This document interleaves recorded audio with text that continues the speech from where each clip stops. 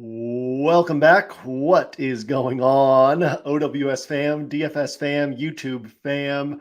I almost tripped myself up there by starting with a welcome back instead of a what is going on. But welcome to the DFS Lab. I am your host, JM to Win. Getting ready to talk a little bit more about this week 5 slate, what makes this slate interesting. But also this week, we're going to, we try to stay pretty fluid with this show. We're going to pivot off of our normal Thursday show where we build another lineup and talk through the slate, talk through roster construction techniques and all that. And we're going to have a little bit of a reflection episode in this spot where if you're newer to this show, again, the concept behind the show, I've been playing DFS for 10 years, mostly at a pretty high level, mostly with a decent amount of success throughout those years. And it's been my full-time job for about 8 years. And Keegan, my guest co-host on this show, has been playing DFS for 2-3 years and fits it in around his job, around his new marriage, around his 1-year-old kid, and, which is kind of the boat that a lot of you listeners are in, where you don't have the full time to dedicate to DFS, but you want to get good at it. And so you're putting in your thoughts around the week and doing whatever you can. And so this is a really cool show. Keegan wanted to basically ask some questions and talk through some of his rosters and his processes and see where he can improve. And the idea there is that hopefully some of you will pick up some areas where you can improve your game as well. So with that, let's get started. 1 week season. All right, Keegan, how you doing, man? I'm doing great. So before we get into the whole self-reflection thing, I did want to go over, so I don't like do this a lot, but I actually went to our video yesterday and went to the comments, and someone had a question for you, and maybe you could answer it for them. All right. Yeah. I like that. So they said, you talk about building 150 rosters, then shopping through them. My question is, how do you choose the top rosters? What criteria make it your top rosters? Okay, so first off, this week, this show piles into something I did yesterday, which was, if you're trying to get better at DFS, if you're watching this show or listening to this show and you're thinking like, oh, this is a good episode for me because there's places where I'd like to improve. So we have 2 membership levels for DFS on 1 week season. One is just OWS DFS, where it's more focused on that week's slate and the prepping users for that particular week's slate and the strategy on that week's slate and who are the best plays on that week's slate and all that. And then we also have an Inner Circle membership, which is just actually a little bit more than the straight DFS membership. But the Inner Circle membership also has like a lot of straight training stuff in it. So we have a Wednesday podcast every week where I talk macro DFS strategy theory, typically through the lens of the week behind or the week ahead. We have a Saturday podcast called The Slate with Xandomir and Hilo, where they go through the entire slate, but they do it from a strategy perspective. We have some other really cool content pieces that are based around strategy on that particular week slate and more macro stuff, some free courses that Inner Circle members can dive into. All that to say, my Wednesday show, this week we made it free. And so if you just go to the 1 week season podcast feed, which you might actually be listening to this show on, if you just go to the 1 week season podcast feed on any podcast player, you'll find it on there. It's called Winner Circle, probably special edition or something. So what I did was I went through my week 4 play, and the concept behind me doing this show, and Keegan, I would recommend you listen to it too, but the concept is that we learn more from observing than from taking in instructions. And you can't really observe somebody playing DFS, but I wanted to create a podcast that was the equivalent of you observing me playing the week 4 slate.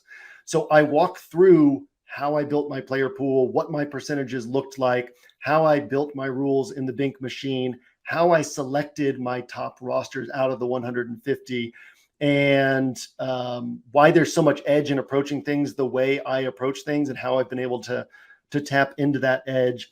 Walk through some of my mistakes. It was my most profitable week on the year, but it was also, in my opinion, my most mistake-filled week on the year. It was probably the week, all 4 weeks so far, I believe, would have been profitable for me if we could have played out those slates 100 times. But week 4 would have been my least profitable week if we could have played out the slate 100 times. So gave me an opportunity to kind of hit on some of the mistakes that I made and some of the things that I saw that, like, oh, this actually lowered my expectations of profit on this week. So yes, it was my best week of the season, but it wasn't my best week of play. on the season, but also was able to talk about some of the really sharp things that I was able to find that made up for those mistakes. And so I truly think it's like one of the most valuable podcasts I've put together, just because it's people really like seeing roster breakdowns, right? But this is more of like a full comprehensive week 4 play breakdown. And through that process, I get to how I select those rosters, but it's pretty critical in my opinion that you have like, that's the point of the pyramid, right? So I can take the point of the pyramid off and hand it to you, but it doesn't mean as much as it would if you have the whole base of the pyramid underneath it. So yeah, I would recommend listening to that. It's an hour and 40-minute podcast, but you throw it on 2x speed and that's 50 minutes. You throw it on in the car or whatever. And I think it'll have a lot of value for any of you who are striving to become better DFS players. It's like a pretty critical foundational podcast, which is why I wanted to make it free to everyone on the 1 week season podcast feed. So long answer, but I think kind of some critical background on that particular podcast. And hopefully some of you go out of your way to listen to that, because I think it will be valuable. Great. So yeah, go listen to that podcast, everybody. Go listen to that podcast. Before we dive in, I do want to make a quick note. We were talking about this before we got on air. Interesting week in week 5, and we might touch on some week 5 things as we go through this, just in the context of whatever questions you're asking. But it's a week where I was saying to Keegan before we got on air that I'll probably, I put together my player pool for the player grid on Thursday nights. And I was saying I'll probably finish my day of work earlier than normal today, because it's pretty clear who belongs in a tighter player pool. But what's not clear is like, it's clear who the sharper plays are this week, but what's not clear is who the sharpest plays from that pool are. And so yeah, it'll be a very interesting week this week where pieces will really come together deeper into the weekend. But we like weeks like this where so many of the edges that people have been leaning on to date are off of this slate in terms of the defenses people have been attacking, the game environment. Seattle's off this slate, the Chargers are off this slate. Teams that have bad defenses and can score points to create good game environments are off this slate. The Raiders are off this slate. The 49ers offense is off this slate. The Bills offense is off this slate. And so a lot of people will look at this slate and be like, oh man, this slate's ugly. I don't know what to do. Whereas I look at it and I'm like, oh, this slate, like people are going to think this is ugly because they have to start from scratch. And if we're starting from scratch, I would put our money on us. So yeah, really excited about this slate, but a very interesting slate in that it's pretty clear who like the sharper plays are, but then it's like, who are the sharpest plays among those? We'll kind of have to wait and see on that. So yeah, with that, Keegan, let me turn it over to you, and you can kind of drive this show and ask whatever you want to ask and talk through whatever you want to talk through. Sweet. Yeah. So also, I just like stop me anytime I go. Basically what I want to like do is just go through my process, and if there's any things that I can learn along that, just stop me. Cool. So generally what I like to do is before I see the game, like who's playing who, the slate at all, first thing I do is I'll look at the teams, who's playing who. I generally don't actually look at like team totals, who's going to score the highest. I mean, sometimes I do, but most of the time I don't. I just look for the defenses that, like you said, the defense that give up the most points and the teams that can still score the most with those defenses. So, but I also look at like superstar offenses, Miami, Chargers, which they also give up a lot of points though. So Vikings, I like the Vikings a lot. I look at the Vikings this year. The Denver defense has been really bad, so I like to attack that.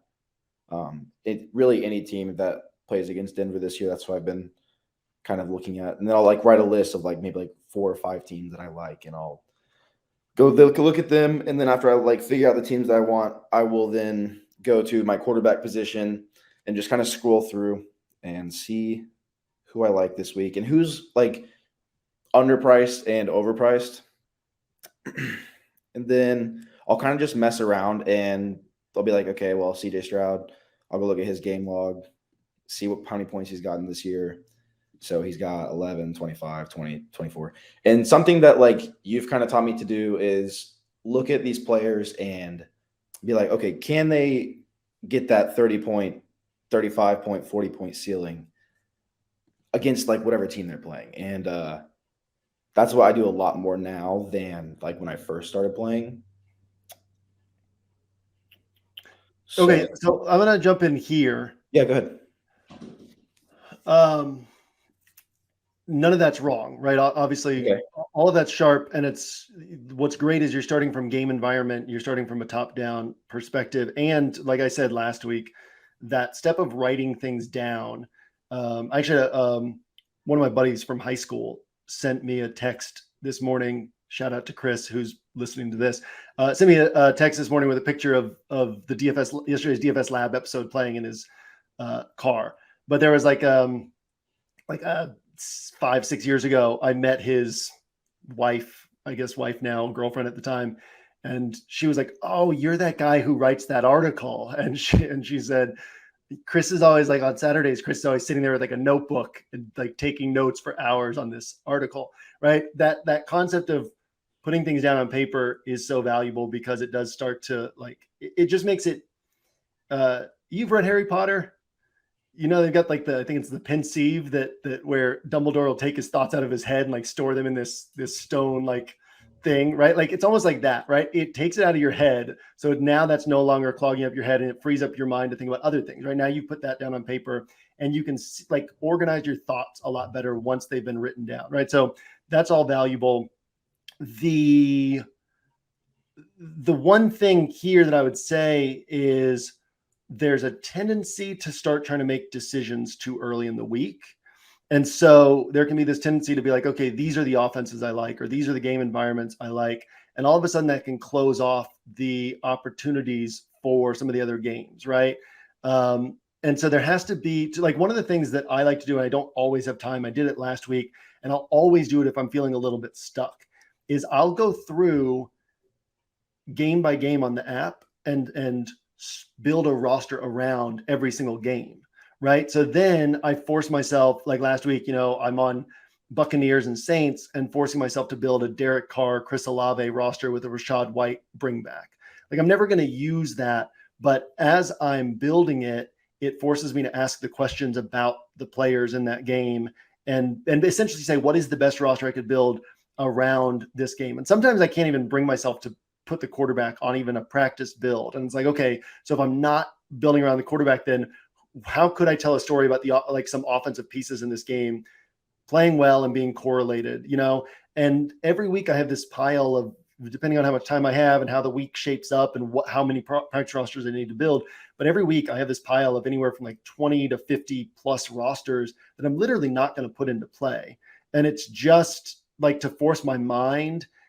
I always say it's like about seeing how the pieces on the slate fit together, but it's not even just about that so much as it forces my mind to think through all the spots so that if there's something I missed on Sunday, if somebody has a huge game and I didn't have them in my player pool, I know exactly why I didn't have them. There's never going to be a player that I'm like, oh, I didn't think about that guy, right? And Yeah. in terms of tournaments, the price, salary matters and all that, but like we can look at this last week and you see like the big scores can come from all over the place. Tank Dell posted a 20-pointer at 3,200 and a 28-pointer at 3,600, and Nico Collins put up 38.9 at 5,100 last week. And obviously those are both Texans guys, but there's just every week there's going to be pieces. David Montgomery put up over 30 points. He's always in the 6K range, and Achane put up 30 last week, and Achane and Mostert both put up over 45 2 weeks ago. So it's like we can get in this tendency to just be like, okay, and we've talked about this on the show, but just be like, okay, so how do I move my salary down to get up to these other guys?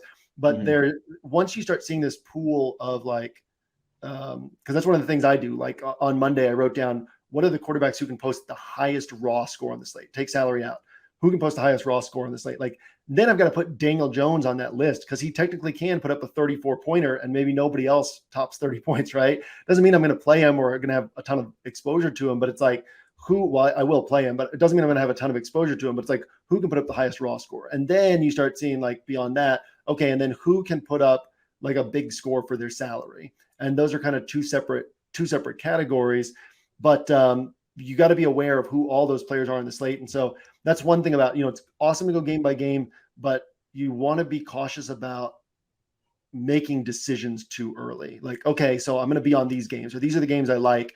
And then it can really block you off. Because I used to have, I would have rosters finished by Thursday when I was a single entry player in 2015, and the edge was way bigger back then.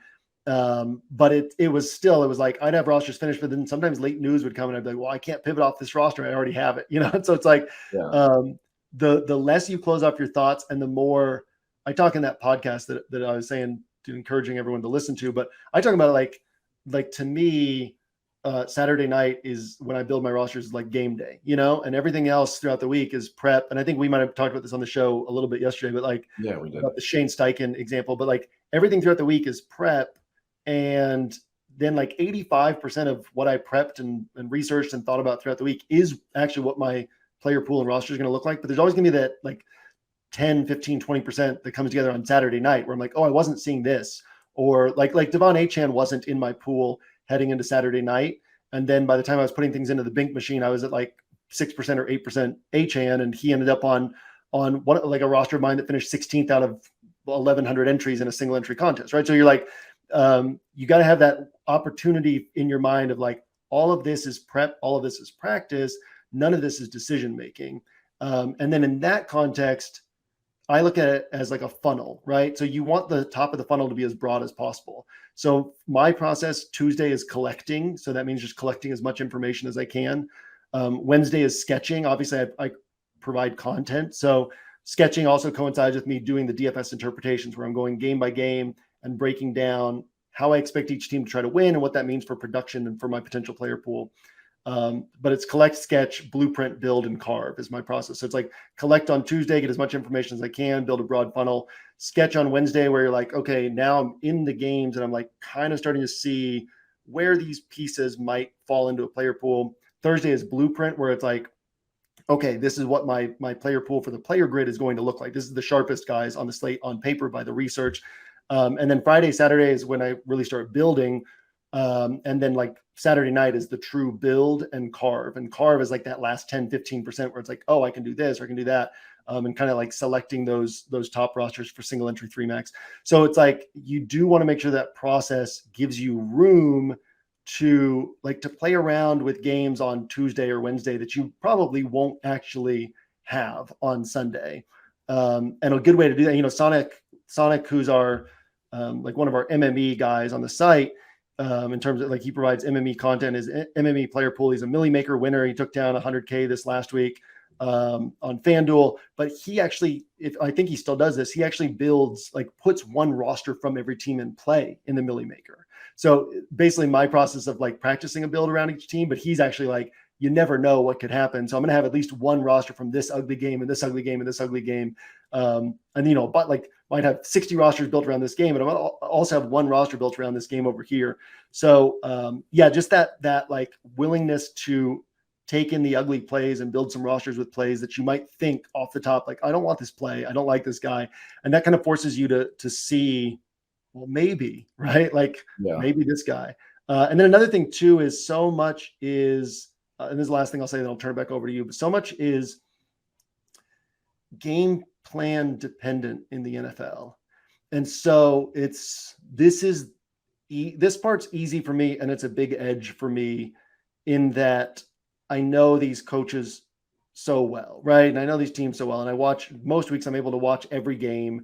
And I listen to like at least 30 to 40 minutes worth of press conferences from every team. And then I'm deep into like the stats of like, what are these teams good at and bad at? Not just, oh, this team gives up points, but why did they give up points and how did they give up these points, right? So that's something that the average DFS player isn't going to have all that information, but there also has to be an understanding that other people do have that information, right? And so it's like, you can't just stay on the surface of, okay, what, this defense has given up points and this is what the game logs say, because you also have to be able to project forward and say like, what about this spot? What about this spot? So the best way to do that obviously is just to like, listen to the NFL Edge. We do an NFL Edge audio version. It's completely free. It's on the 1 Week Season podcast feed where Tylo and Mike and Poppy's breakdowns of every game from top to bottom. Like, and it's broken down by game environment, how this team is likeliest to try to win, how this team is likeliest to try to win, and like what that means for the likeliest game flow. So that helps a ton because every week. It's like I used to read Evan Silva's matchups breakdown every week, because it's just like over time you gain so much information, right? It all just keeps getting put into the bucket. So the NFL Edge, you listen to it. I throw it on 2x speed. I listen to it on Friday mornings, throw it on 2x speed. And it's like 40 or 50 minutes of listening, and you get the full breakdown of every game, right? And so even just doing that, you suddenly have such a huge knowledge edge, where it's not just like, oh, this defense is bad or this defense is giving up points, but it's more like, why did they give up points? How did they give up points? You know, I mean, Hilo, I would put Hilo's NFL knowledge up with literally anybody in existence, right? Like, and he writes for Roto World. He writes for 33rd Team. Like, Hilo is legit. And then Mike is over here, like, he literally, every game that he's writing up, he goes back and watches the last multiple games from these teams, like understands the context of how these stats were created. And like, so there's so much value in, you think about the amount of work these guys are putting into writing the NFL Edge, and then in 50 minutes, you can put all of that into your brain, and that's all like knowledge and information you have now, right? So little things like that make a huge difference, because like we always say with players, like, oh, well, like if this player goes off, somebody's going to have him, right? Or we talked yesterday about, like, if you get 20 points from Kelsey, 15 points from Kelsey,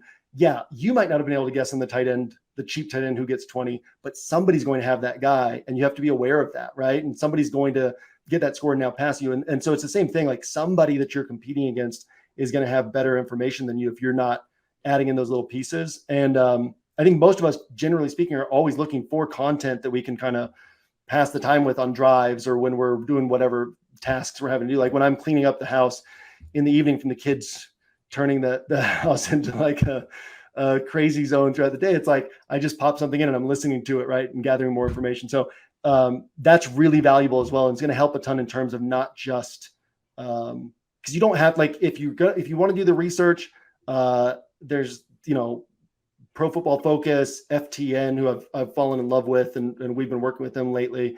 Fantasy Points that Scott Barrett and Graham Barfield started, they have a really great data suite, but all of those cost additional money, right? And then a lot of time, and you got to understand like where to dig into things and what to look for. So honestly, for most people, the best thing is like, hey, the NFL Edge is free, and you throw it on 2x speed and you get the whole thing in 40 or 50 minutes. And it's like, you do that for 5-6 weeks, and all of a sudden you're like, man, I know so much more about these teams and players than I did a month ago. And that just keeps adding to the edge. So yeah, that's a big thing I would say that can sharpen that process of going through the games, because you can get a lot more nuance in your thinking than just like here's the game logs and here's the targets and all that, because you can really have that context behind it. So yeah, you can go from basically being like a casual player to a much more serious player in that sense. Yeah.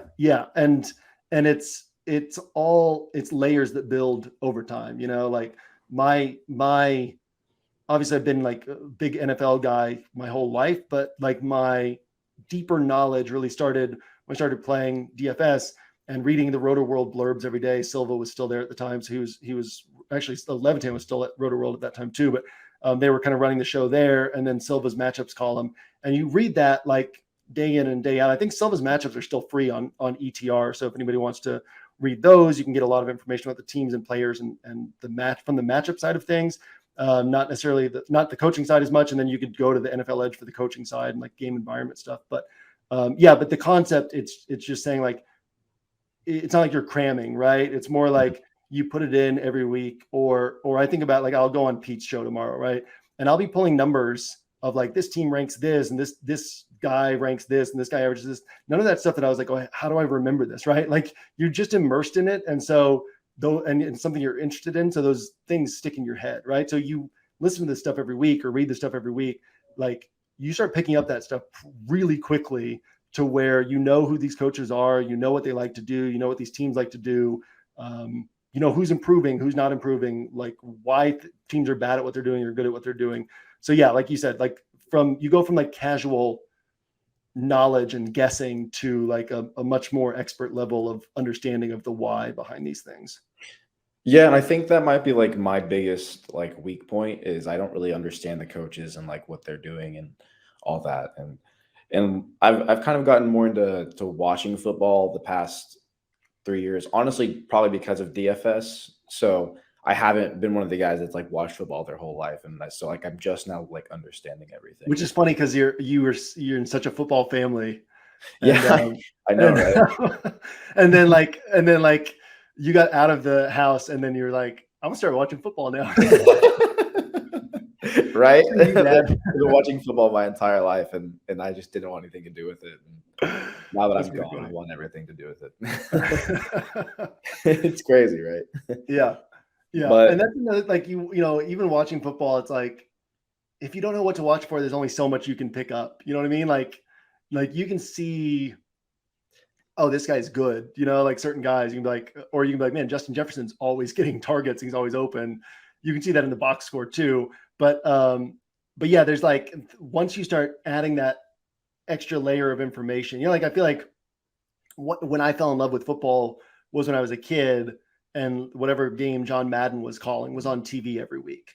And you learned so much listening to John Madden because he was always like, he would call a game as if it was your first time watching a game, you know? So he was like always explaining little things, but you learned so much watching those Madden games. Or there's nobody really like that now, where you're going to watch the game, and most people are watching the Red Zone channel anyway, right? So they're just seeing plays. And so really like adding a supplement like the NFL Edge, where you can listen to it. All the games on the main slate are broken down from like a perspective of how each team's going to try to win. That helps so much, and just gives you that big boost in terms of like, okay, now I have an understanding of the how and the why behind these things. yeah, and I think this year I have been a little bit more like busy, but what I do listen to is I think more valuable content compared to like last year, maybe the year before, where it was here are the like top 5 picks for this week, you know. And it's like, well, anybody can just guess like the top 5 picks. Like you can obviously like look at the slate and look at the players on here, and you're like, well, obviously those are the top 5 picks. But I mean, you got to go a little deeper than that. And like, yeah, and you know, I was saying this on the podcast, so I won't go deep into it here because the Winner Circle podcast, and so hopefully some of you will listen to that. But there was I think that this is, and it's been like borne out in my results over the last year and a half, or over like the last like season's worth of play. But in my opinion, this is the biggest edge we've had in NFL DFS since like the 2014, 2015 era, where it was like everybody was playing and most of them had no idea what they were doing. And it was like really inefficient market. And so you could just take advantage of it. Like, I think this is the biggest edge we've had since then, because because sims, like game simulations, are getting so much press, and people are so reliant on those in terms of like, oh, these are even better projections than before. And they are, and I'm not dumping on Sims. Like I think it's really cool what they're doing, and like Run the Sims is a site that I really like, and really like the guys who run that site. But the over reliance on that gives us an edge. And the example I used in the podcast was I was listening to one of the New Heights episodes recently with Travis and Jason Kelsey, and Jason Kelsey was talking about a play where like one guy was misaligned on the defensive line. And he said, like, that might not sound like a big deal to you if you're just listening to this. He's like, but the spacing on every single play is so critical. Like, like one guy being misaligned can ruin the entire play, right? And then it goes from being a play that the defense can stop to like a huge play, or vice versa, a play that the offense can run successfully to a play that's like a negative -6-yard play. And so what I said in the podcast is, you know, chaos theory, people hear it as like the what we always hear is the butterfly effect, and it's described in like pop culture as like, oh, butterfly can flap its wings in Africa and it can create a tsunami wherever, right? And that's not truly like the crux of chaos theory. What the core of chaos theory is that things as small as a butterfly flapping its wings can affect the long-term weather, but that there are millions or billions or whatever butterflies, right? And so it's like, chaos theory is this: everything this is coming back to football, but everything in the weather is cause and effect, but there is so much cause that like we are completely incapable of accounting for all the infinitude of things that go into like the long range weather. You know what I'm saying? And so to us, it is effectively chaos. And an NFL game is the same way, right? Where we say it all the time, we see it all the time, that one play can change the entire game. And a lot of times that one play that changes the entire game is down to one player who makes one small mistake, right? And if that player didn't make that mistake on that play, then that play goes a totally different way. And then the game as a whole goes a totally different way. And this is why teams like the Patriots, or not so much this year, but the Patriots, the Titans, teams where you look at the roster and you're like, this team can't win games, and then they find ways to win games, because they're just really well coached and really disciplined, and they don't make those small mistakes on any plays. So when they play the teams that do make the small mistakes, they're always able to find that little edge, right? And so that idea of the NFL is one of the perfect examples of chaos theory, in that the massive number of things that go into trying to predict what will happen makes it so impossible for us to like pull all of the cause and effect in and actually predict ourselves. So like Sims projections have been great for years, and Sims do an even better job of that. And yet that will never account for like all the things that can happen in a game. You get what I'm saying? So it's like, that's one of the things too, is the more people focus on who are the best plays on the slate, the more edge we're going to have, because there's just so much that can go wrong with those plays. And then there's so much that can go right with other plays that are just like a little bit less good than those plays, but people aren't on them because they're not the 5 best plays. So it's just understanding the game of football is, obviously the edge we have at OWS is taking like a blend of understanding football and then DFS game theory and knowledge and strategy, and like blending those two things together. But that's, in terms of understanding the football side, that can make it a little bit easier to say, okay, everybody's on this guy, but maybe he's not quite as good of a play as everybody thinks, and maybe it's this other guy, right? And obviously we're always going to have some chalk on our rosters, but the key is like playing the good chalk, avoiding the mediocre chalk, and finding the plays that, in a different context could be chalk or could have the top score. Kind of blending all that together really just gives us a massive edge.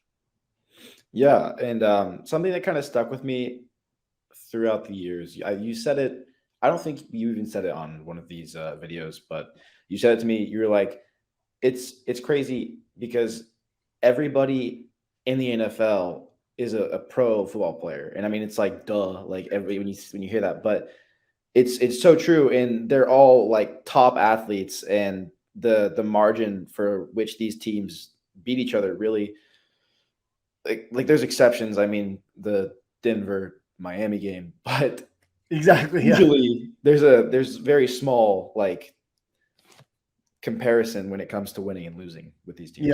Yeah, you have a team like the Cardinals that like everyone was convinced they were tanking just looking at their roster, and then all of a sudden, they beat the Cowboys, and they almost beat Washington, and they almost beat they didn't almost beat the 49ers, but they gave the 49ers a run until deep into the fourth quarter, or early in the fourth quarter. And what was whatever their other game was, like they played that one really close. It's like the worst team in the NFL, if they're well coached, can still beat the best team in the NFL. Maybe only 25% of the time, but they can still beat the best team in the NFL.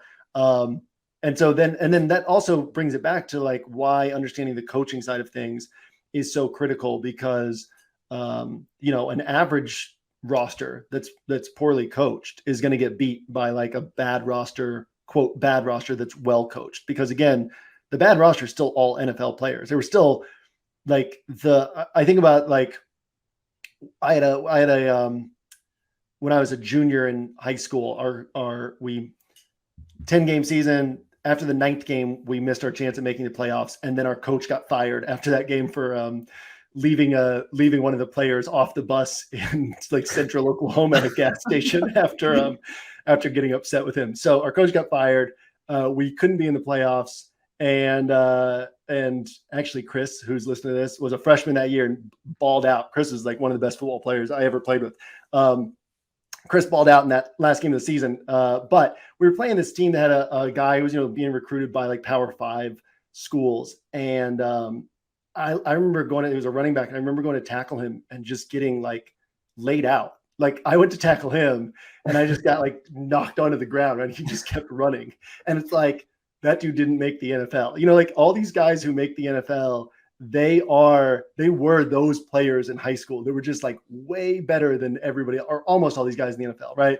were those players in high school that were way better than everyone else, and then played in college, and then a lot of them were way better than everyone in college, and now they're in the NFL. It's like these are all good players, and yeah, crazy things can happen, but also poorly coached teams or teams where there's no belief in the locker room, like they don't tend to do well.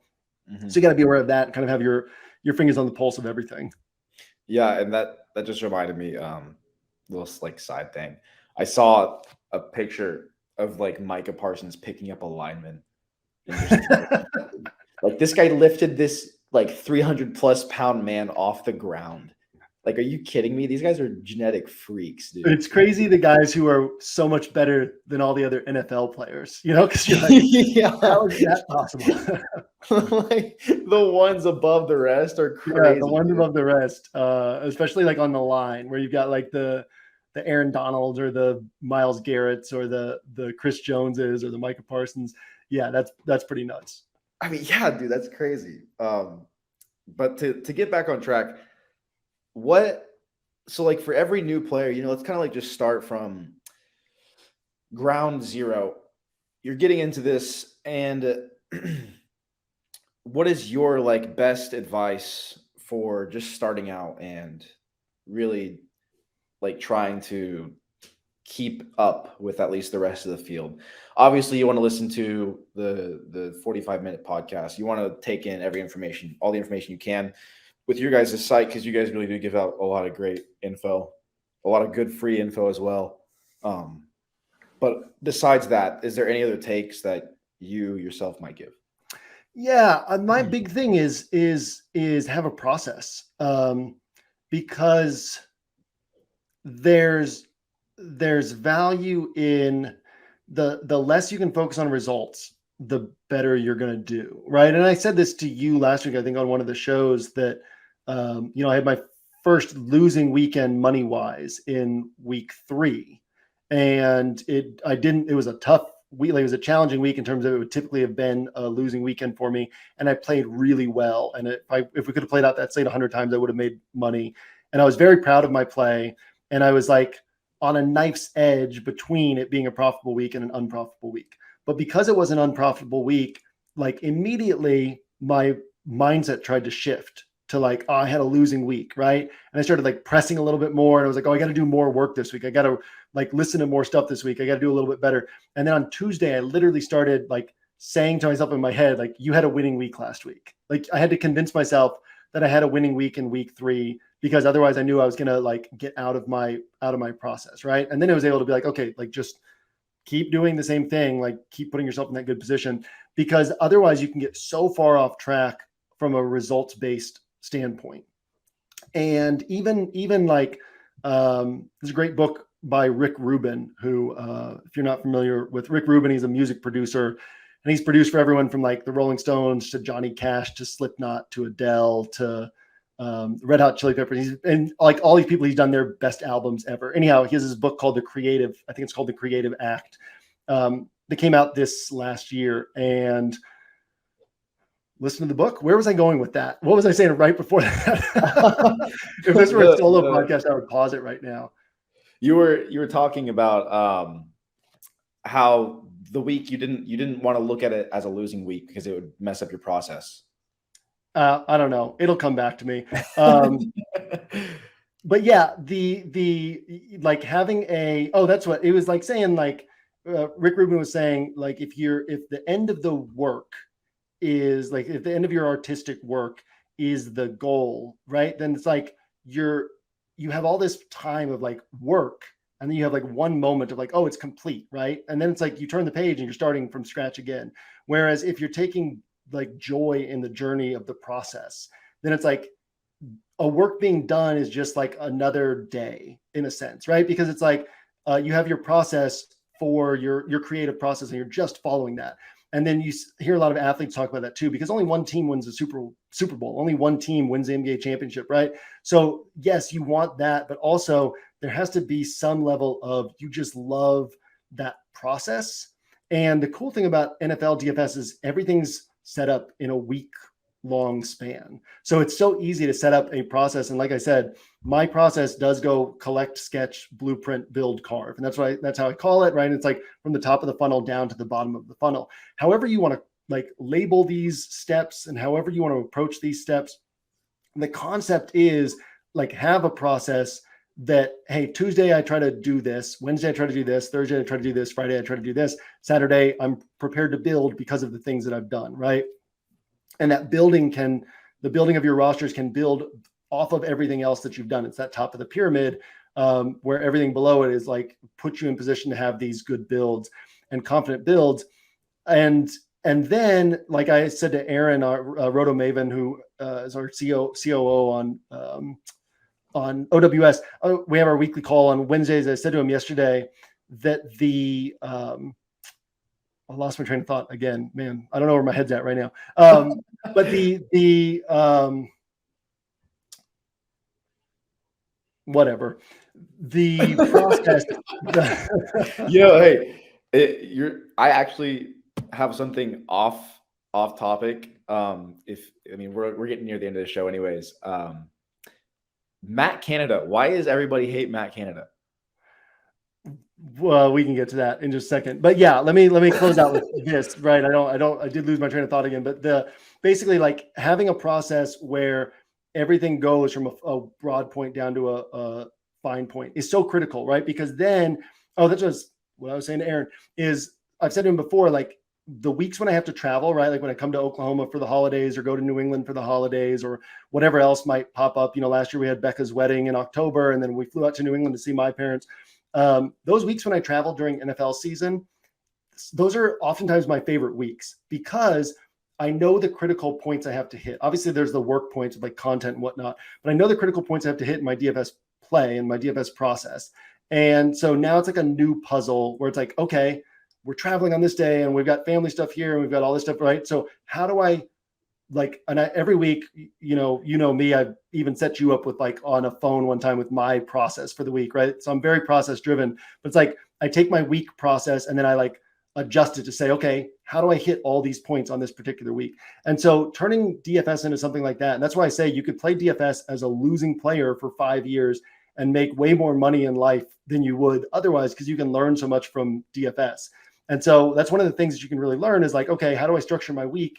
And then follow like, okay, Tuesday, these are the things that I'm going to hit and treat it as like, like I've said to you, like we're trying to make money here. Right. So it's like, and it takes, we had a guy win $310,000 last weekend. We had multiple people have 6-figure cashes last week. And we had, week 2, we had a guy take down whatever it was, $100 and something $1,000 off of, maybe it was more than that, 136,000, I think it was, up $19 in entry fees. Right. So it's like, it just takes one weekend like that. And you got to put in like the work. You can't be like, oh, well, like I didn't get to it this week. Almost treat it like your workout regimen, right? Where you're like, which, show the people your guns, feel free to, but it's almost like you're like how you are with working out, right? And eating and all that. Like it's all very much like planned out. Right.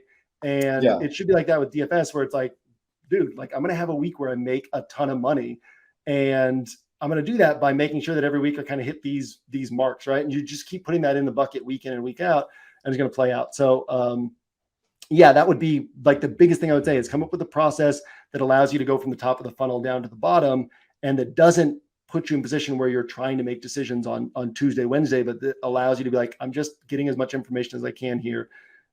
Matt Canada's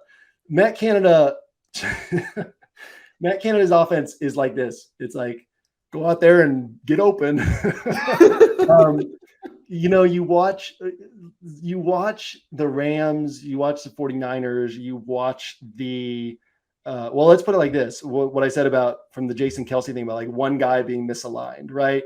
When a player goes in motion, that forces the defense to communicate. So let's say there's 60 offensive plays. Let's say you go in motion all 60 plays. And let's say the defense communicates successfully on 59 of those plays. On one play, the defense like messes up the communication and somebody's left wide open, or there's like a huge hole in the run scheme or whatever it is, right? You get this explosive play based off that. Most of the sharpest coaches in the NFL talk constantly about explosive plays. And there's statistics, even Arthur Smith, who runs the ball all the time, like there are statistics that very much back up, same as the turnover differential, like whichever team gets the most explosive plays is going to win most games, right? And so even Arthur Smith, who's running the ball all the time, like he's running the ball, hunting for explosive plays on the ground or the way that he can set up passing plays and whatever. And one of the best ways to set up explosive plays is to mess up the defense, right?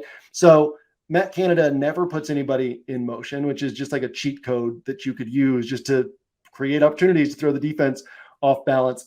There's no route concepts. Kyle Shanahan's entire offense is a running game. And it's just that sometimes the runs are, you throw the ball 15 yards downfield to Deebo Samuel and then he runs it. But it's not like Kyle Shanahan's scheme doesn't end at how do I get the ball into Deebo's hands? Kyle Shanahan's scheme is set up so how do I get Deebo the ball in space with blockers set up in front of him? Like Ray McLeod plays like almost every snap or Jawan Jennings or whoever it's been over the years, like plays like every snap for the 49ers and never gets targets.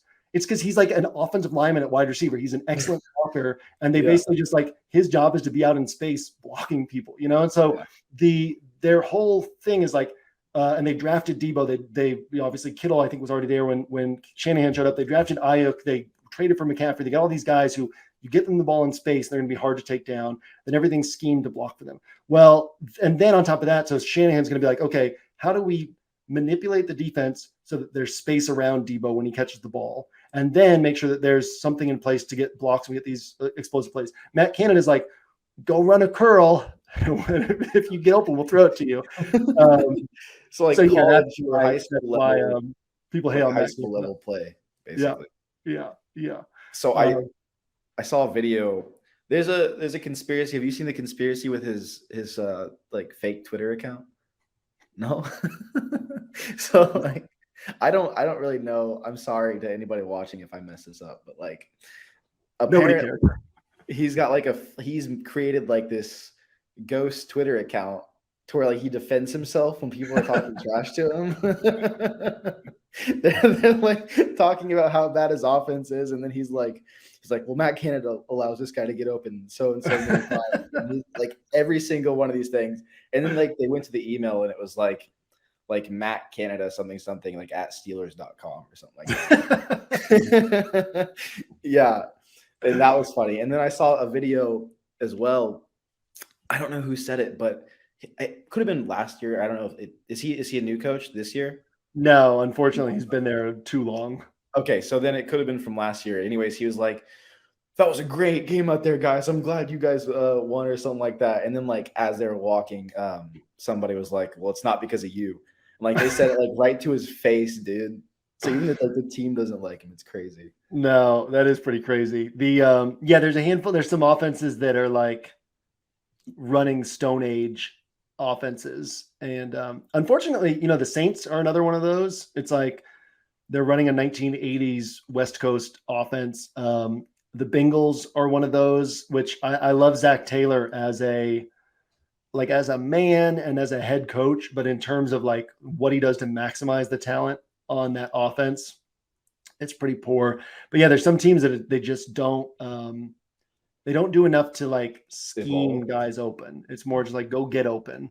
And when you have like Kyle Shanahan's, Kyle Shanahan, Mike McDaniel, who was under Kyle Shanahan and left that tree to go to the Dolphins. Like these guys are like football geniuses. Not everybody's, there aren't many Sean McVays and Kyle Shanahans and Mike McDaniels, but every NFL offensive coordinator should be able to at least like design and call games at a high level. And there's a handful who just don't, which is pretty pathetic. Yeah. And it's funny because I've like been seeing a ton of stuff about Mike McDaniel and like how he does his offense. And obviously you probably know a ton about it. And he's also hilarious. Yeah. He's great. There was a clip, there was 2 weeks ago, last week, maybe it was, some reporter asked him, they said like the 6 fastest recorded like miles per hour times in the NFL are all from players on the Dolphins. Yeah. Because that just seems unfair. And Mike McDaniel goes, unfair. I mean, we don't make any of these guys play against their will. Oh, okay, that's pretty funny. This is always like really dry delivery. And Yeah. like, but he's like always screwing around with people. Did you see I showed Abby the clip this morning of him sprinting off the field at halftime a couple weeks ago? I was about to mention. They looked at the cameraman and just started sprinting. Yeah, that was great. And then he's dope. Yeah, his whole attire too is great. Sweatpants. Yeah. He told with his last year with the 49ers, he told Deebo Samuel before the year, he said, like, he basically said to him, if you and I do what we're capable of this year, you'll be one of the highest paid wide receivers in the NFL next year, and I'll be a head coach in the NFL next year. And sure enough, Deebo had that monster year, and then Mike McDaniel went to the Dolphins. Yeah. There's some guys who are like that good, you know, and not everybody's going to be that good, but you got to be on that level to be able to compete with those guys. Bobby Slowick with the Texans. Coach Slow is the offensive coordinator there, came from that 49ers team as well. And he's done a great job bringing like a lot of those same concepts to that Texans offense. Part of the reason they've been so successful is, you know, again, taking those Shanahan concepts and applying them. And the Shanahan concepts, like, you know, Shanahan's dad, Mike Shanahan, was a head coach for 30 years, won 2 Super Bowls with the Broncos. And it was like all of the Kyle Shanahan stuff is built off of the Mike Shanahan, Gary Kubiak, like outside zone run, layered route concept type stuff. And then Kyle Shanahan just like took it to the next level, which is cool because that's another thing too. Like the best of the best coaches, the best of the best players make the NFL, right? Not the best of the best coaches necessarily, because there is a lot of nepotism. There's a lot of, you know, there are so many sons coaching in the NFL, and not all of them are necessarily the best coaches, right? Mm-hmm. And there's so many, you know, no hate on Press Taylor, but like Press Taylor, Zach Taylor's brother, is the offensive coordinator of the Jags, not doing a great job so far. Like he was with Doug Peterson in Philadelphia. There's a lot of that too, where like, oh, I know this guy, so let me hire him, let me bring him in. Yeah. And I used to always think, we're getting way off topic here, which is kind of a fun conversation in terms of knowing the NFL better.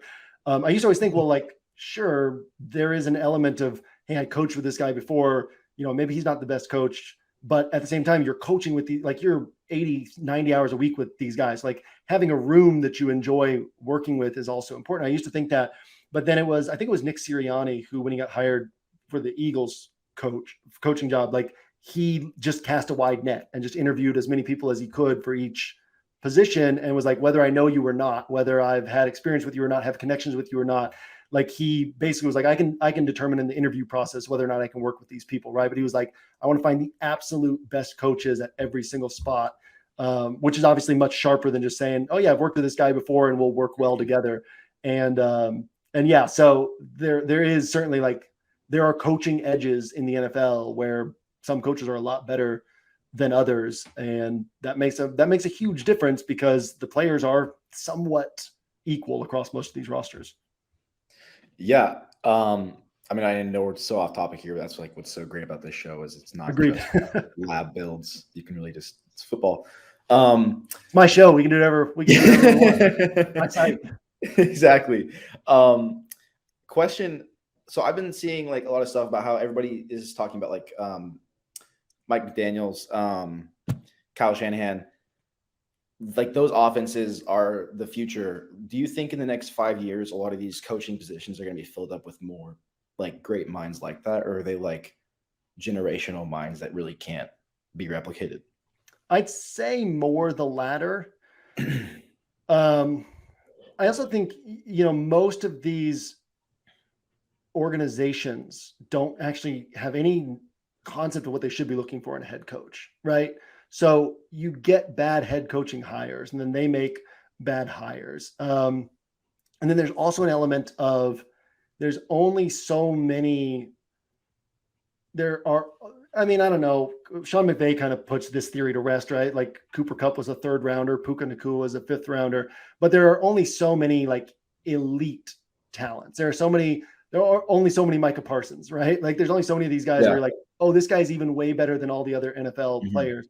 And so Shanahan, Shanahan also, like, he had a great offense with Cleveland in the like late 20 knots or whatever you call it, like early 2010s. And then, he had a great offense with the Falcons, but there he had Matt Ryan, he had Julio Jones. With the 49ers, he's always kind of built in these pieces that are great for his offense. Mike McDaniel has Jalen Waddle and Tyreek Hill and all this speed, and Tua, who's able to read the field so quickly. So, I mean, there's also only so many like weapons that you can build, like quarterbacks and pass catchers that you can build these types of offenses around. And there are teams, there have to be the Tennessee Titans, right? There has to be the team that's like, okay, we can't run that type of offense, so we build things around Derrick Henry and we design our game plans differently. So I think that there's an element of that is clearly like the type of offense that's going to give the defense the most fits, but there are only so many players that you can fit into that type of offense. And there are only so many Sean McVays and Kyle Shanahan's and Mike McDaniels that are able to see everything so well and push the right buttons so consistently. So yeah, I mean, it would be cool if the whole NFL was just like dudes doing stuff like this, but I think that we're like a much longer way off from that, as much as teams maybe would want to replicate that. And that's I find that like crazy. I mean, I believe you 100%, but I just think it's crazy that you can, as a team, as like a GM, to watch these coaches do what they're doing and not say, hey, let's try and replicate that, or hey, let's try and get some of those guys in this like area. Let's get them in this team, Yeah, I mean, but also look at like how good the Eagles are, right? And they don't run Yeah, that style of offense. Like, there's that's other true. ways to win based on the personnel you have. I think the biggest, like the most critical thing is a lot of these teams literally, like a lot of these owners literally don't know what to look for in a head coach. So there was a period where everybody was trying to hire the next Sean McVay, and most of those coaches have since been fired, so there is like, they're trying things, but they just, I mean, Andy Reid went to 4 NFC championship games with the Eagles.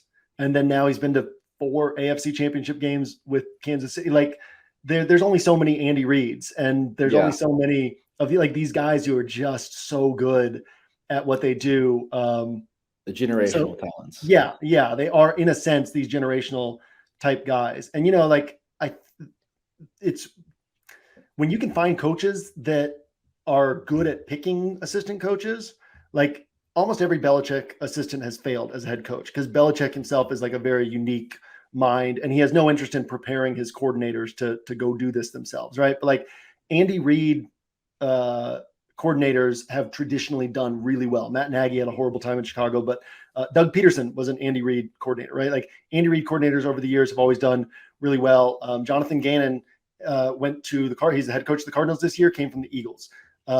Shane Steichen, head coach of the Colts, came from the Eagles. Kevin O'Connell, who is the head coach of the Vikings, came from the Rams.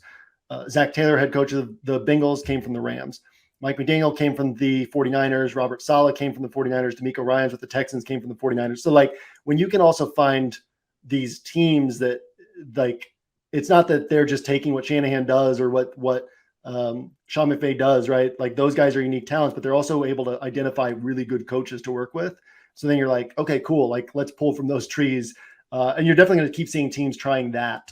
But yeah, I mean, there are only so many guys who can be at the top. And once the tides rise, then there's still going to be like, then this is the average, right? And then somebody else has to, there's going to be 3 or 4 teams that find ways to be above that average. And so, yeah, it's always like that cat and mouse game, and teams are always jockeying for that position. You're always going to have teams making horrible hires or sticking with coaches like Matt Canada. And yeah, that's the NFL for you. Well, that was a really fun like end tidbit there. Yeah, and I think that's, that goes back to what you were asking about at the top, and when I was saying listening to the NFL Edge. Conversations like this don't necessarily like help you make picks in week 5, but like, you listen to a year's worth of conversations like this, or NFL Edge audio on Fridays, Saturdays, whatever.